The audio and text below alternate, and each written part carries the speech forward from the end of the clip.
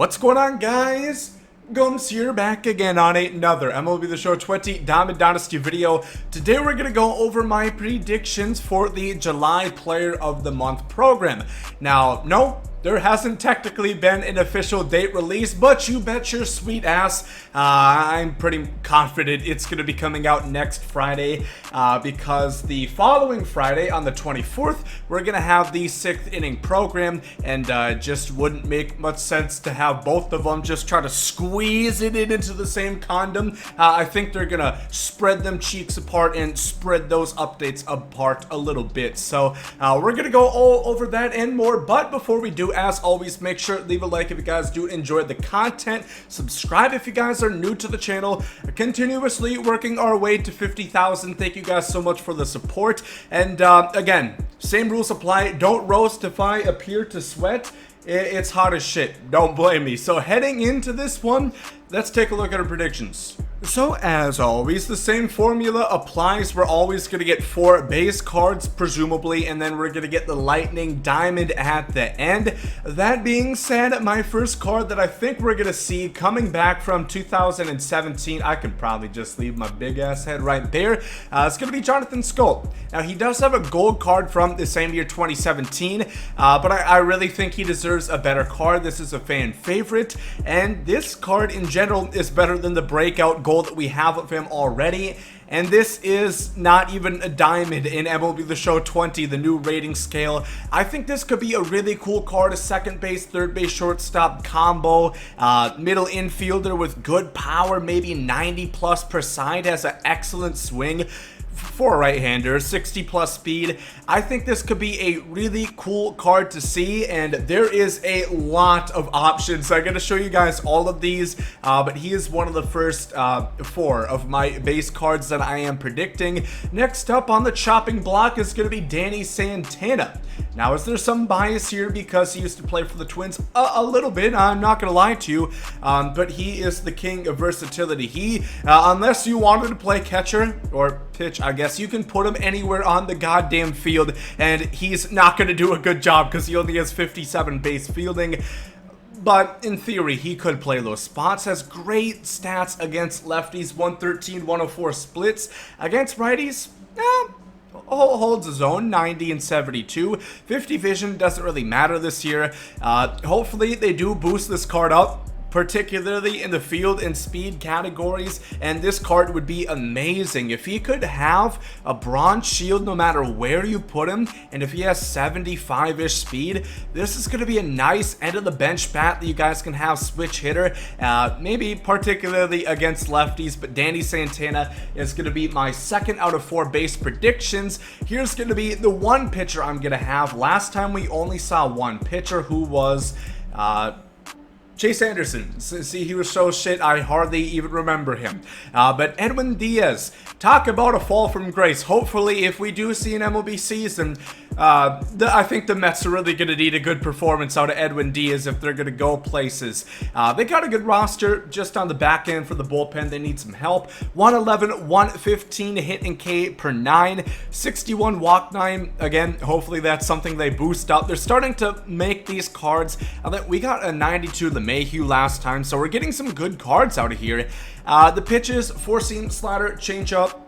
It is pretty much, you know, the most basic 3-pitch repertoire you could have, but it's not bad. He's gonna throw, I don't think they'll give him outlier, but he'll still be able to hit 99 on that 4-seam, and decent differential, you know, maybe about 10 miles an hour on that changeup. I remember him being kind of tough to hit around this time. We'll see what happens, but I do think there's a somewhat good chance that we do see Edwin Diaz. However, there is plenty of other pitchers we could see. Then my last pick for the bases is going to be Ramon Laureano. Now, this card was really heavily requested last year. This is right when they just scrapped all the golds in the POTM program. They were giving out diamonds like crazy. I was gonna say like balling is a habit, but we both know that's not the goddamn truth. But Laureano comes with it, particularly on the fielding side. 99 arm, 80 gold defense at center field, 80 speed.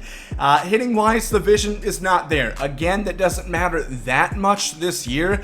He has good contact, 96 and 108 per side respectively, and then 95 power against right-handers. There, like I said, is a lot of options that you really could pick from right here. I am going to say Laureano. I don't know if the A's have gotten any of the POTM cards for the, classics, when they seem to always get the most out of every team. Maybe that's because they're so good. I'm not sure. Laureano, I think he has a good shot. And then this is my pick for the Lightning Diamond. It's going to be James Paxton. Now, there's a couple reasons why I'm saying Paxton right here, all right? The first one's that we haven't seen a pitcher in any of the Lightning Diamonds. We saw shortstop Didi, shortstop Correa, and then first base / outfielder Belly Baby. I think there's a good chance for a starting pitcher as Paxton. The other options are Yuli Gurriel and Matt Carpenter. I think this makes more sense than both of them because those are both, infielders. We already got 2 out of the 3 infielders, and Paxton is somebody I think a lot of guys would want. He has the sinker. We don't actually get to see his pitches. This is before they had the revolutionary concept of putting it on the screen, so you can get a gist from the velocity. He's going to throw like probably 99, 98-ish on that 4-seam, and obviously this will be boosted stats. This is only a 96 in MLB The Show 17, so in reality it's probably like, I don't know, a 90 overall or something in today. So we're gonna see like a +7, +8 on overall, a big boost to all of his per nines being the 125 rating scale. I think Paxton would be really cool, and I think they also, or I think they really should want to get some more lefties into the mega mix, because we've been seeing way too many damn righties. It's getting quite annoying. I would like to use some more players, have a little bit more variety. So I think Paxton has a really good shot. Let's look at some of the other cards that are possibilities. This is the Yuli Gurriel. Like I said, he can play left field, but he is, again, an infielder. This would be a good card, but I don't know. I think I would rather have Paxton, to be honest, because I would most likely play this card at second base. We got Cano. I would much rather have Cano, 112, 108 splits against righties, amazing. 113 power against lefties, amazing. 93 vision. He would have silver defense at third, bronze everywhere else, 58 speed. I don't know. If you guys tried this card last year, let me know how good Yuli's swing is. And then Matt Carpenter is the other Lightning Diamond option out of the 3. This would be good as well. I would not be mad at this one. Again, I think it's a little less likely because he is another infielder. And we did get a signature Matt Carpenter last year, so that's something to think about. Carpenter, this is MLB 18. For whatever reason, they only gave a shit about Immortals, and they said to hell with everything else because they dropped a 91 overall card in July. You wouldn't imagine the outrage if we got a 91 overall in one of these programs this year. Twitter would be more of a shitstorm than it already is already on the replies. But he has a fantastic swing. Lefty, you guys know him into that. Great power, good contact, good enough vision. The defense isn't fantastic, nor is the speed, but you're getting Matt Carpenter to swing the salami, and he does that very well. Let's take a look at some of the other cards. Like I said, there is so many that they really could choose from this time. There is this Mike Clevenger from last year. I'll be honest, I don't really know who would be using this card. He only has 4 pitches. They're not amazing pitches. He doesn't have a really, he doesn't have a sinker, is what I'm trying to say. So by that statistic alone, nobody's using this card. In all reality, I really don't think it's going to be too popular. Seth Lugo, this is another reliever that we saw last year. This could be cool. I would not be mad if we got this instead of a guy like Edwin Diaz, because he comes with 5 pitches. You wouldn't have the sinker, but he does have great per nines. 109 hit 9, 94 K9, 90 walk 9. And I really hope they start giving out more relievers. They've given out a ton of free starting pitchers, not enough relief pitchers. They're basically begging you to abuse the starting pitchers out of the bullpen system that they created. Please take it out next year. They're just feeding into it. It's disgusting, frankly. Tommy Kahnle, again, another one, changeup, four-seam slider, same repertoire as Edwin Diaz, but his pitches go much slower, so maybe he could even be better. I don't really remember using this card last year. Has really good hit and K per 9s at 105 and 104 respectively. Patrick Corbin, I don't think there's really any shot. We already got a Patrick Corbin card in one of the last Player of the Month sets. This is how you guys know I'm not biased. This is Travis d'Arnaud. It's a Ray. I would love another Ray. It's not like we get a whole bunch of love within the live content team. But I really don't think we're going to get d'Arnaud. We just got Zunino. We got a catcher last time. And I don't really know if we need a Travis d'Arnaud. There's many better free catches that you guys can get. Alex Dickerson. This would be a cool card. He can hit.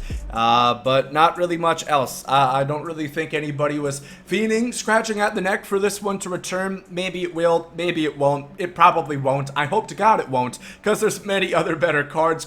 Again, bring him the dick, baby. Corey Dickerson. This one I would be a little bit more happy about.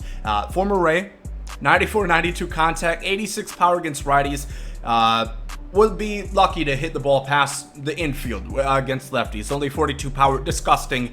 Not in a good way either. 87 vision, the defense not exactly there. Left field primary would be even worse at the other spots, but that's really where you'd want to stick him anyway. It would be a decent, first card that we could see. Not much else, and they would probably have to boost some stats to really make it more exciting. Is Monty Grandal? I really just don't see this. I think there's a good chance we see something like an award series is Monty, maybe a prime series, something like that. I really don't think they're going to give us this. I think he deserves a much better card that we're going to see at some point. Fuck this loser.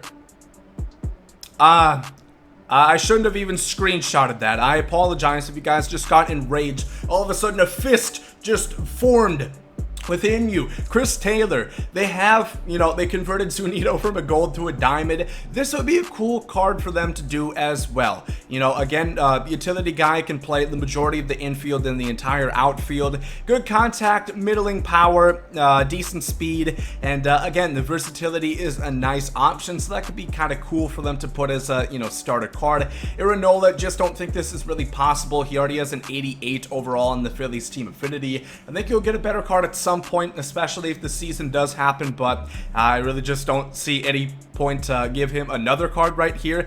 And that's it. That's my screenshot from the progress I'm making in Last of Us Remastered. Am I going to play the second one? Hell no. I already saw the spoilers, boy. I've had enough. I'm not going to dip my toes into that one.